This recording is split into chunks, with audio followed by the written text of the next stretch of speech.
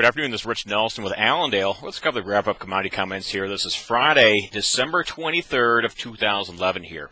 Obviously, with the holiday trade, light volume seen across the grain complex here today, and actually also little movement as far as outside markets.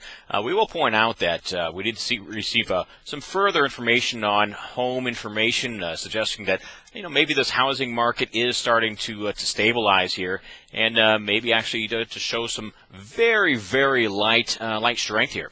So as far as the housing market, this morning we did have a new home sales report, which did help the trade's mindset here.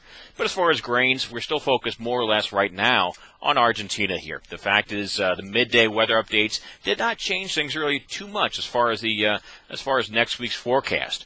Drew is still telling us we're probably looking at maybe into the first week or so of January before we receive some moderate rains maybe for Argentina. So next week will be net drying, and the trade is assuming next week will also therefore have some further net losses.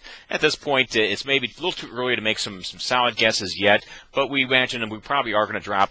We probably have dropped about 1 million tons off of USDA's estimate, which is 29 million tons for Argentina.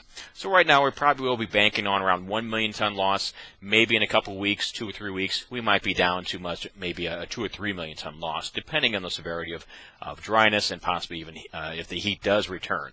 Keep in mind, for right now, the heat is not forecast to be that detrimental for next week or the week after yet.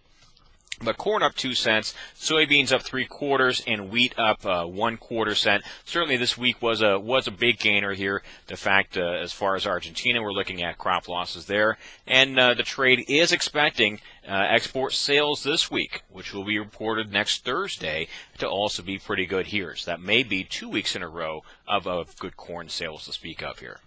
As far as livestock, we did have quite a more active market, certainly livestock, than the grains here today. Cattle closing up 115 on the February contract. The trade was still very excited about those sales in Nebraska from yesterday, up to 202 for an average price. That's sharply higher on a dress basis from the 194s that we saw the previous week. At this point, we have not seen the Kansas through Texas live-based trade pick up in any volume-based. Some suggest that there were some sales in Kansas, but at least for this time in the afternoon, we haven't seen the major sales yet for Kansas down through Texas here. Over on the hog side, we did have our first ever hogs and pigs report occur during a trading session. The noontime release certainly gave us quite a bit to talk about here today. The biggest issue going into this report was expansion, and the trade had expected the breeding herd to go from 0.6% higher than last year as of September to up to 0.8% higher as of here in December. And the fact USDA actually dropped the breeding herd only 0.4% higher. These aren't big numbers, but obviously the key issue right now is the change in psychology. Instead of expansion, the trade actually, or producers actually, started a slight contraction. So that was a surprise, and that was the reason why we did see this hog market rebound very well after that hogs and pigs report released. February contract up $1.30. Now keep in mind, realistically, any shortfall based in production off this report, it's not even going to affect us until fall or winter 2012. So we will point out this is a change in psychology. This is actually not bullish in any measure for the nearby contracts. We actually added a little bit to supply expectations for the nearby contracts. But obviously this is a big week for livestock, big gains for cattle, big gains for hogs. Keep in mind, as Allendale's mentioned on the research products, this week or next week are usually the seasonal bottoms here for both hogs and cattle. And the reason is we usually have a couple weeks of slaughter delays. And once we get packers back to bidding for these animals, which may start a little bit next week here, but more likely going into January is when we'll see the real bidding begin here. We do expect uptrends to continue here for these cattle and hog markets here. But obviously for today, light trade overall. Most people are focused more on the holidays and this weekend's activities.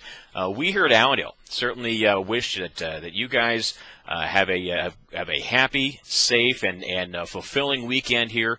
with your friends, with your family, and such. And like we said, we hope things are safe and that your holiday plans go well here. If you have any questions about marketings and whatnot, we will be back in this office here Tuesday. Keep in mind there's no trading during the day session or the evening session on Monday night. The next trade will happen 9:30 with the pit open on Tuesday. If you have any questions at that time for Tuesday, give us a call here at Allendale, 1-800-262-7538. This is Rich Nelson wishing you guys a happy and Merry Christmas.